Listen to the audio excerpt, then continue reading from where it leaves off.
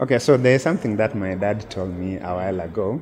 There are those lessons we call expensive lessons. Ideally, we should not learn through expensive lessons.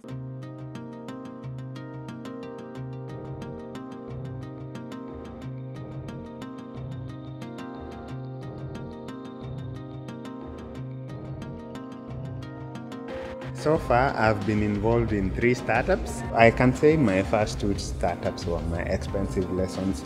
If I had the hindsight to talk to experienced people and to people who've actually gone through the process, I would have avoided most of the mistakes that we made through that period. First failure is good and it should be celebrated, especially if there are things, there is learnings out of the failure. But that said, the many instances of failure that I've seen, a lot of them have been related to the team composition.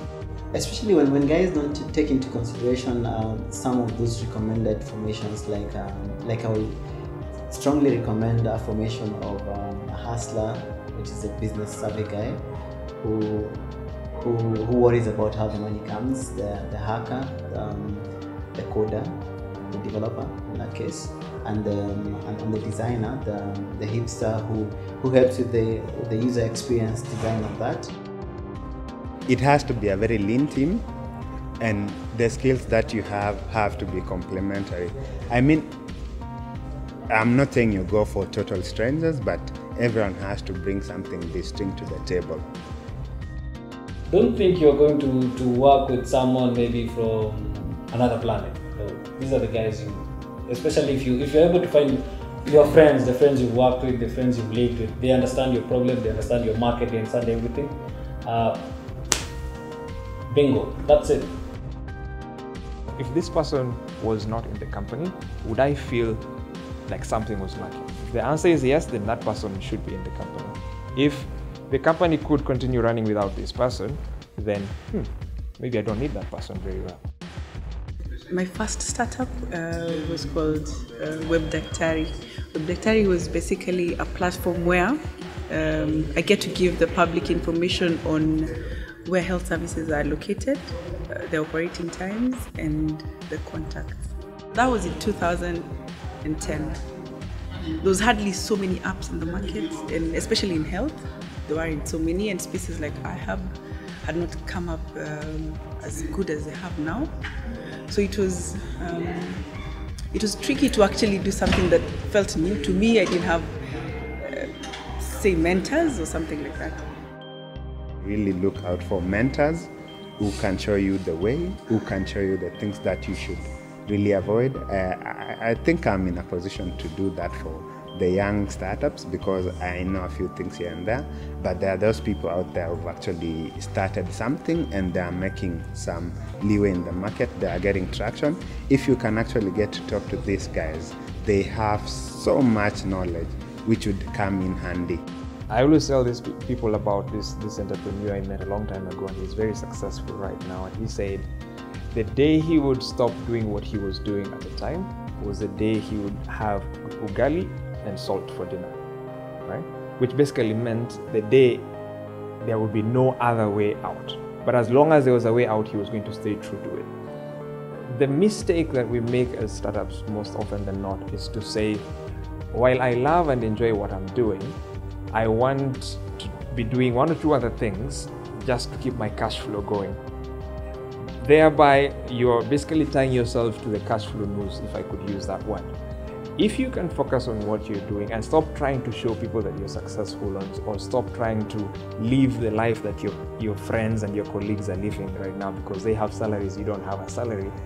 Don't feel bad if you can't go out. Don't feel bad if you can't take your girlfriend to dinner at a nice place, etc. That's the price you have to pay for choosing to be an entrepreneur.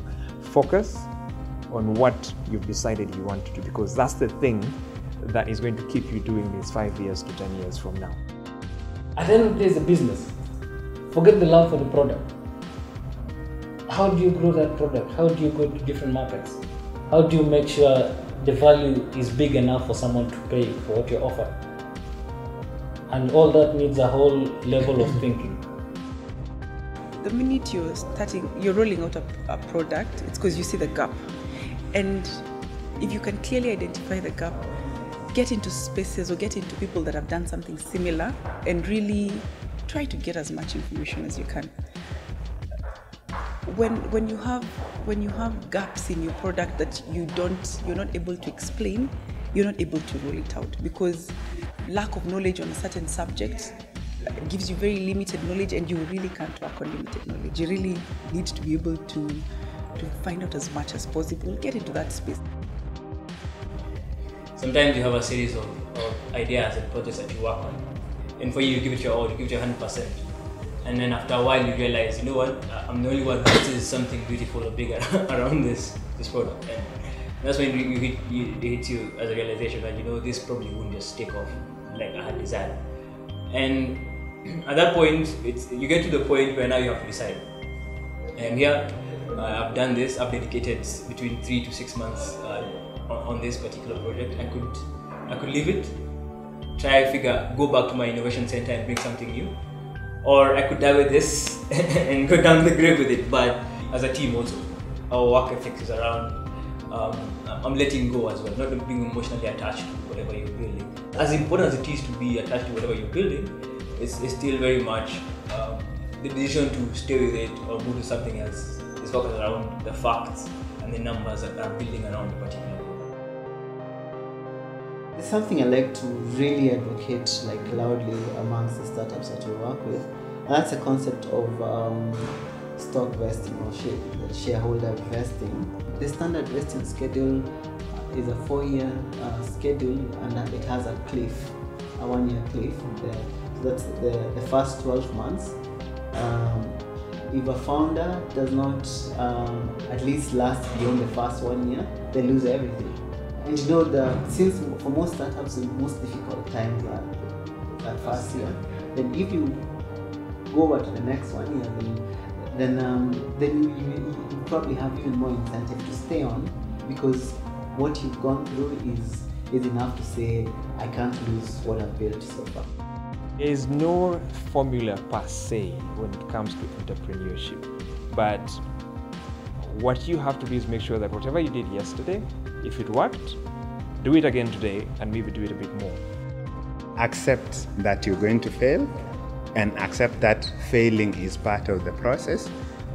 Just look at it this way: when you fail, take the lessons that you can learn from that failure and use it on your next venture. So if you fail once, don't call it quits. What keeps me going is to really have an idea out there that's larger than myself, to really be able to contribute to society. I have done both. I have both been an entrepreneur and I have been employed.